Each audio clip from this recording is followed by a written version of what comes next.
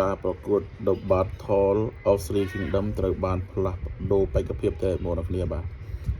ដោយធនផលិតបានដកខ្លួនជំនួសមកវិញដោយធននឹងលេងបងប្អូនគ្នាដែលត្រូវជាសិស្សរួមគ្រូដដែលទេបងប្អូនគ្នាហើយក្នុងវីដេអូនេះខ្ញុំនឹងមកនិយាយបាទអំពីការប្រកួតក៏ដូចជាជំនួបរវាងពេជ្របុណ្យសិទ្ធប៉ះជាមួយនឹងធននឹងលេងបងប្អូនគ្នាការប្រកួតនេះវាក៏ល្អប្រសើរដែរបាទដោយសារតែអ្នកទាំងពីរគឺត្រូវคล้ายទៅជាគូសងសឹកបាទដោយការពី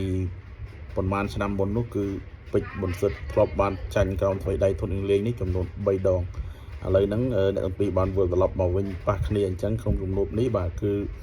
វាយទៅតាមបន្ទុកឲ្យលោកគ្រូផងហើយក៏ដូចជាជំនួបសងសឹកឲ្យខ្លួនឯងផងបងប្អូនគ្នាយើងចាំមើលថាតើពេជ្របុណ្យសិទ្ធអាចសងសឹកការចាញ់ធននឹងលេងនេះបានដែរឬទេឬក៏ធននឹងលេងនៅតែបន្តការឈ្នះដដែលបាទមានតែប៉ុណ្្នឹងបងប្អូនគ្នាសូមអរគុណ